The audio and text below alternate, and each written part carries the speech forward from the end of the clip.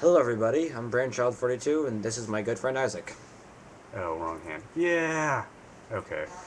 Alright, today we're coming to you after watching Rob Zombie's latest flick. Please stop making faces. Okay. Coming to you after watching Rob Zombie's most recent flick, The Haunted World of El Superbeasto. Yeah. It's good. It's not perfect, of course.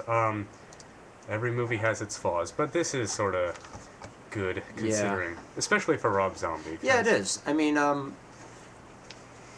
I've always loved Rob Zombie as a musician, and I think that his break into directing is pretty good. I'm not saying that it's well, okay. It's not his break. It's not his first movie. Right. His other two, Devil's Rejects and House of a Thousand Corpses, fantastic. Yeah, I would tell you my opinion of Halloween and Halloween 2, but I still haven't finished seeing them yet. We should do a review of Zombie's other films. Yeah, but we'll burn that bridge when we come to it. Yeah. So getting right into it, what did you think were the highlights of it? Well, the highlights.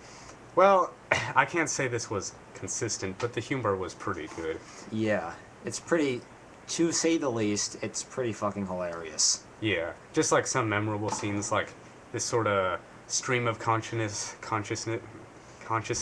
sort of singing. To explain it bluntly, Sherry Moon Zombie is being chased by Nazi. Yes, Sherry Moon Zombie is being chased by a horde of Nazi zombies, and the background music, the singer in the background just singing exactly what she's doing at any given time. It's kind of like Take on Me, the literal version, but I think funnier. Funnier, yes, indeed. Because like there's parts where it's like, there's a train. There's a train, and she's shooting around in a circle. Yeah, things like that. We're not getting the tune at all, but like it's funny. Yeah, We probably ruined it, but yeah. Anyway. Whatever. But the cat fight scene. But honestly, though, it's the animation is really cool. I think. Oh yeah, and, we'll get to the cat fight scene later. Yeah, but I think that one of the reasons why any red-blooded male would go out and get this is mostly because Sherry Moon Zombie and Rosario Dawson are pretty hot, huh? Yeah, it's animated, of course, but it's definitely some gratuitous fan service, borderline pornographic. I guess it actually is pornographic. It borderlines on it. Nah, there's definitely... Yeah. But that's mostly in the beginning. Yeah. So not something to watch family movie night with the folks. Yeah. Definitely don't let Grandpa see this. And it's not safe for work either, so you slackers better keep that at home. And you won't find it on YouTube, unfortunately. But yeah, that was awesome. The Stream of Consciousness song was awesome. As we said. And of course, then there's the cat fight. And everybody wonderful. loves a good cat fight, right? Yes. And remember, it's okay to masturbate to cartoons. In Japan, they do it every day. So rub one off for the USA. Made in Korea. So yes, that was cool. As far as voice acting goes, I think that every actor matched their character really well.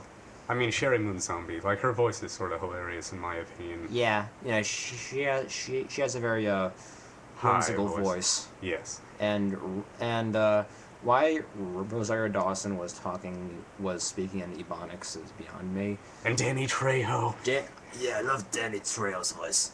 I mean, his role was incredibly small. But, yeah. And then of course there's Paul Giamatti, who just fits the nerdy bad guy really well. Yes. And the characters in general are amazing. Like the protagonist himself, El Superbeasto. He's this very self-important Lothario. Yeah, he's a wrestler / wannabe Casanova. / superhero / porn star / amateur director, I suppose. Yeah. And his facial expressions always crack me up. Yeah. And then of course there's the gorilla with the bolt in his head. I have Microsoft Word open. Okay, so yes. Wait, you said the cat in his pants, right? Hmm? You mentioned the cat in his pants. No, right? I didn't mention the cat in his pants. Yes, he stuffs his pants with a cat for his prominent bulge in the lower section of his body. and then swings around, and then uses a guy's nutsack as a melee weapon. I'm not kidding. Yeah. Oh, I love Dr. Satan's masturbation scene. Just like the sound effects are like hilarious, and then when the monkey walks in, he's like, "Oh, sorry to interrupt." The your monkey work." is great. Yes. Oh, and the elevator scenes are wonderful. Yeah, the elevator scenes. A good elevator scene is mandatory, I think, in almost every movie. Yeah. Do you think that covers the good points? It really depends on where you stand, I think. Yeah. All right. Well, we'll jump into low points after this second, and if we think of any more high points, we'll just throw that in and mention that it's a high point. Does that sound good? You know, this doesn't make for good YouTube material.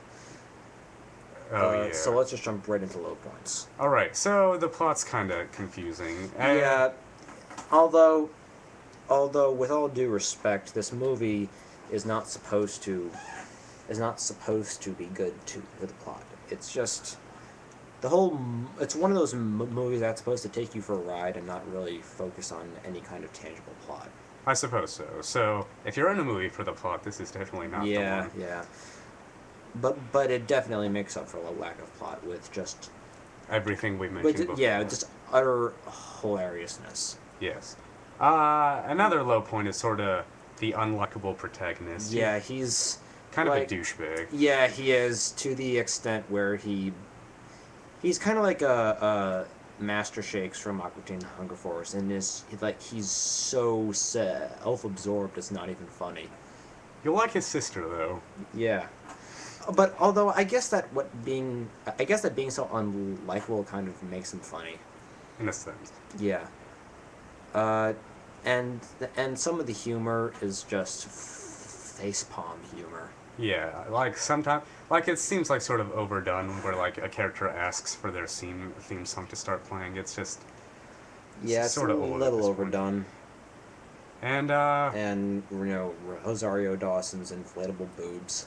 Right. I mean, get old after a while. It's sort of a little naive and immature at some points, but I guess that's sort of the charm of it in some sense. Although compared to the rest of the humor, it's kind of passé. Yeah. And I guess the last point really is sort of like the zombie Nazis. Like, yeah, they kind of get old. Mad annoying.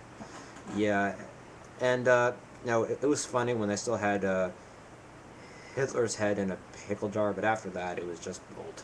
Yeah.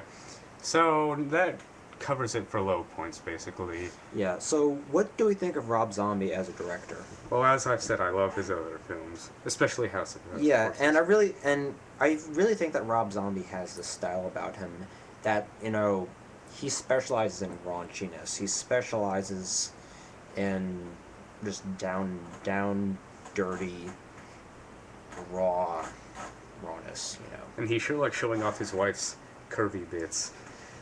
Yeah. Which, of course, I have no problem with, and I don't think any guy out there has a problem with either. Me neither.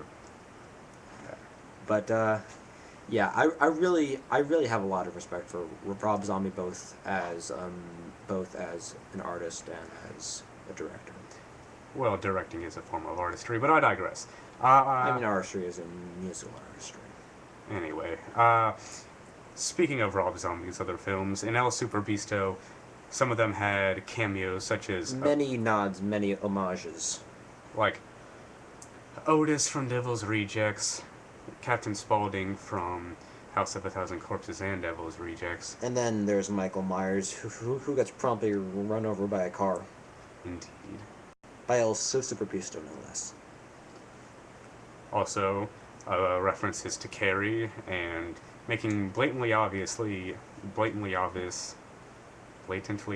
musical form that they didn't get his express permission to use ideas from Carrie, I suppose. Yeah, and then you have The Shining references. That wasn't what I was going to say. I was going to say it has references to oh dear, I should wrap this up soon. But yeah, it's hilarious, it's campy, but that's what we love about it. So, see you later.